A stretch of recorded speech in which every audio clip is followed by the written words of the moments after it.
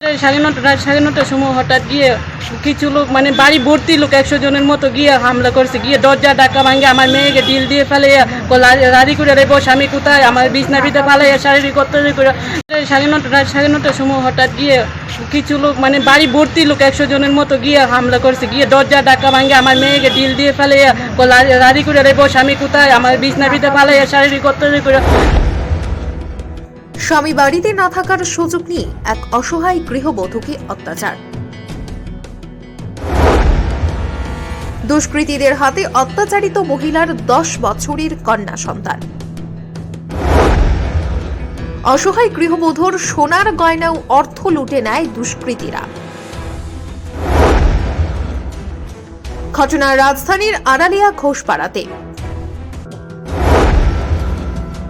প্রতাপগড় বিধানসভা কেন্দ্রের অন্তর্ভুক্ত আড়ালিয়া ঘোষপাড়া এলাকার বাসিন্দা সুজিত ঘোষ। শনিবার রাতে সুজিত বাড়িতে ছিলেন না, বাড়িতে একাই ছিলেন তার স্ত্রী শর্মিষ্ঠা সাহা ও 10 বছরের কন্যা সন্তান।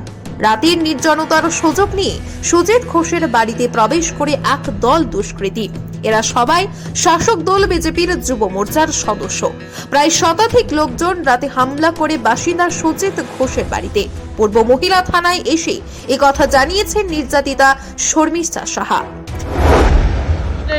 রাত 9:30 সময় হঠাৎ গিয়ে কিছু লোক মানে বাড়ি ভর্তি লোক 100 জনের মতো গিয়ে হামলা করছে, গিয়ে দরজা ডাকা ভাঙে আমার মেয়েকে ডিল দিয়ে ফেলাইয়া লাড়ি করে রেবো স্বামী কোথায়, আমার বিছনার ভিতরে ফালাইয়া শারীরিক অত্যাচার করে মানে বুকে টুকু চাপড়াইয়া সারা রাত আমি ঘুমাতে পারছি না। হঠাৎ করে আমরা কি হয়েছে কিচ্ছু জানি না।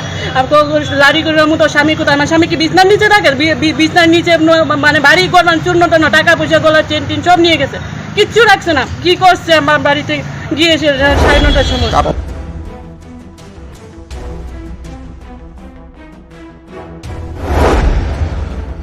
নাম মনীষ চক্রবর্তী। রাজনৈতিক পরিচয় দল বিজেপি। পদ যুব মোর্চার সভাপতি প্রতাপগড় মণ্ডল। শনিবার রাতে আড়ালিয়া ঘোষপাড়ার বাসিন্দা সুজিত ঘোষের বাড়িতে হামলার মূল মাস্টার মাইন্ড ছিলেন এলাকার দাগী সমাজদ্রোহী তথা যুবনেতা মনীষ চক্রবর্তী। তার নেতৃত্বে যুব মোর্চার খানিক সদস্য আয়নার মতো ঝাঁপিয়ে পড়েছিল সুজিত ঘোষের অসহায় স্ত্রী ও 10 বছরের কন্যা সন্তানের উপর। মনীষের সঙ্গে ছিল দীপ্তনু শর্মা, বিনয় দেবনাথ, কৃষালয় ঘোষ, দেবজিৎ সূত্রধর সহ আরো অনেকে। এই 5 দুষ্কৃতীকে শনাক্ত করতে পেরেছেন নির্যাতিতা গৃহবধূ শর্মিষ্ঠা সাহা, জানিয়েছেন তারই এক প্রতিবেশী মহিলা। আমরা 5 জন থেকে চিনতে পারছি, কারা কিছু মানে এত লোক কারে চিনা দেবো, 5 জনের তো আমরা কিছু চিনি। যারা চিনছেন তারা কে? তার নাম মনীষ চক্রবর্তী, তারপরে বিনয় দেবনাথ, কৃষালয় ঘোষ, দেবজিৎ সূত্রধর, দীপ্তনু শর্মা। তারা কি করে? তারা জাগার ব্যবসা, তারা ড্রাগস নিয়ে 2-1 ধরা পড়ছে। তারপরে সারা পুরো আড়ালিয়া টাকা পয়সা না দিলে মানুষের বাড়িতে গিয়ে অত্যাচার করতেছে। সারাক্ষণ খুঁজব যে টাকা মহিলারও মারছে। নিশা দেবনাথ নামে এক মহিলারে আড়ালিয়া সমনিত মারধর করছে। কি কারণে সুজিত ঘোষের বাড়িতে হামলা তারও ব্যাখ্যা দিয়েছেন প্রতিবেশীরা। ঘোষপাড়ার বাসিন্দা সুজিত ঘোষ মাটির ব্যবসা করে। এলাকায় ব্যবসা করতে গেলে যুব মোর্চার মণ্ডল সভাপতি মনীষ চক্রবর্তীকে দিতে হবে মাফিয়া ট্যাক্স। ট্যাক্সের পরিমাণ 2.5 থেকে 3 লক্ষ টাকা। এই মাফিয়া ট্যাক্স দিতে পারলেই সুজিত এলাকায় কাজ করতে পারবে। এই হুলিয়া জারি করেছিল মনীষ চক্রবর্তী। ব্যবসায়ী সুজিত সমাজদ্রোহী তথ্য বিজেপি নেতা মনীষকে টাকা দিতে রাজি নয়, আর তাতেই ক্ষমতার বলে বালিয়মান যুব মোর্চার সভাপতি মনীষ আক্রমণ করে সুজিত ঘোষের বাড়িতে।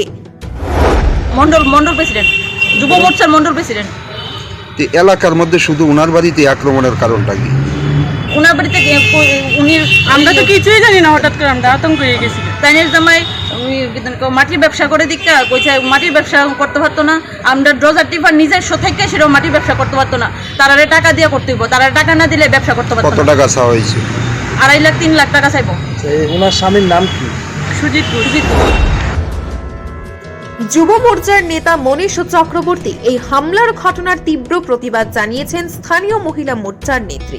তিনি গোটা ঘটনার নিন্দা জানিয়েছেন। তিনি বলেছেন, একজন অসহায় মহিলাকে রাতে বাড়িতে প্রবেশ করে যুব মোর্চার নেতা মনীষ চক্রবর্তীর এই ঘটনা কেউ ভালো চোখে দেখছেন না।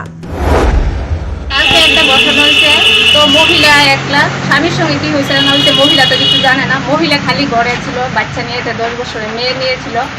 তারা কি করছে, অনেকজন যুব মোর্চার মনীষ চক্রবর্তী যুব মোর্চার অনেক ছেলে টেলে নিয়ে সেরা মহিলা রেখে ধুমকায় আইছে যে মহিলা আমার কাছে গেছে। আমিও মহিলা মোর্চার ওয়ার্ডের সভানেত্রী।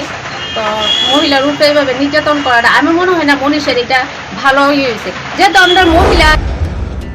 গোটা ঘটনাকে অত্যন্ত লজ্জাজনক বলেও মন্তব্য করেছেন মহিলা মোর্চার এই নেত্রী। একটা বাড়িতে মহিলা থাকে একটা বাচ্চা নিয়ে, শুধু বাড়িটার ভিতরে একা মহিলার রূপে এইভাবে এত যুবমোর্চার ছেলে নিয়ে আয়াসিরা মহিলার রূপে এইভাবে নির্যাতন, যে মহিলা যে সকালবেলায় আয়াসিরা আমার কাছে বলছে যে মহিলার রূপে ভালো নির্যাতন করছে, মেয়েটাকে ধাক্কা দিয়ে ফেলাইছে। এভাবে তো মনীষের এটা যুবমোর্চার লজ্জাজনক ঘটনা। এটা এইভাবে মহিলার রূপে এটা করা, নির্যাতনটা করা একদমই শোভা দিচ্ছে না। এই ঘটনা অত্যাচারিত মহিলারা পূর্ব মহিলা থানায় আসার পর নাটক শুরু করে থানা কর্তৃপক্ষ। মহিলা থানার গেরুয়া বাড়ির পৃষ্ঠপোষক পুলিশ আধিকারিকরা মামলা নিতে তাল বাহানা শুরু করে মহিলাদের পূর্ব থানায় যাওয়ার নির্দেশ দেয়। শেষ পর্যন্ত প্রমিলা বাহিনী পাল্টা চাপ দেয় মহিলা থানা কর্তৃপক্ষকে। শেষ পর্যন্ত বাধ্য হয়ে নির্লজ্জের মতো মামলা দায়ের করে মহিলা থানার পুলিশ। পূর্ব মহিলা থানা পুলিশের উপর একরাশ ক্ষোভ প্রকাশ করে কথা জানিয়েছেন বিজেপির মহিলা মোর্চার নেত্রী। আমরা মহিলা থানার যাই, মহিলা যেহেতু আমরা মহিলা সন্তান, তো এটা ব্যাপার মহিলা থানাতে আমরা যাওয়ার দরকার। এখন আসছি মহিলা থানাতে আমরা মহিলা ইয়েটা নেয় না। এখন আমি বলছি যে মহিলা সন্তান তো আমরা তো মহিলা থানাতেই আমরা কিন্তু রাখেন। এখন তাই না কার কি খুন করছে না করছে এটা আমরা মানে ইয়ে করছি না, অ্যাড করে দেয়। অনেকক্ষণ পরে আমরা এটা জমা রাখি। প্রথম কোনখানে যাওয়ার কথা কইছিল এখানে আওয়ার পরে? প্রথম হচ্ছে পূর্ব থানাতে। আমরা কেন করবো, আমরা বলছি আমরা কেন করবো থানাতে, আমরা মহিলা সন্তান, তো আমরা মহিলা থানাতে এসে আমরা মহিলা। এলাকার মহিলারা রাজ্যের মুখ্যমন্ত্রীর কাছে এখন বিচারের প্রার্থী। তারা যুব নেতা মনীষ চক্রবর্তীর উপযুক্ত শাস্তির দাবি করছেন এবং গোটা ঘটনাকে লজ্জাকর বলেও মন্তব্য করেছেন। আমরা চাই এটা সুস্থ বিচার হওয়া চাই। মনীষে এরকম করছে, এটা আমরা সবার কাছে চাই। একটা মহিলার উপরে কেন বাচ্চাটার উপরে এভাবে অত্যাচার করতে হবে? এত লুকিয়ে একটা বাচ্চা শিশু মেয়ে একটা ঘরে বসে এক ধাক্কা দিয়ে দিলে মানে ইয়ে করে দিচ্ছে বাচ্চাটার। এইভাবে মহিলার উপর মানে মনীষের যুব মোর্চার প্রতি আমরা এইরকম আশার জীবন আছে না, যেহেতু আমরা এক পার্টি করি। আমরা এইরকম মনীষের উপর এইরকম বিচার জীবনে বাধ্যই পাচ্ছি না, লজ্জাজনক ঘটনা।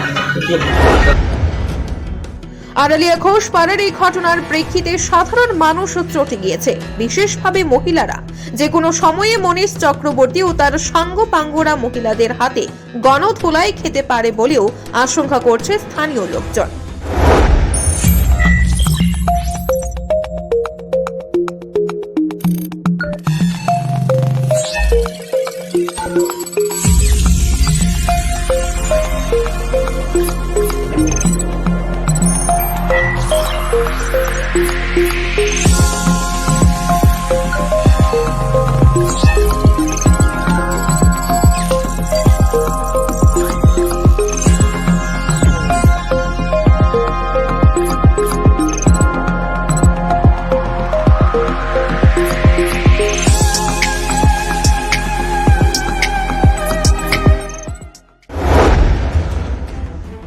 Bureau Report, JM24 News.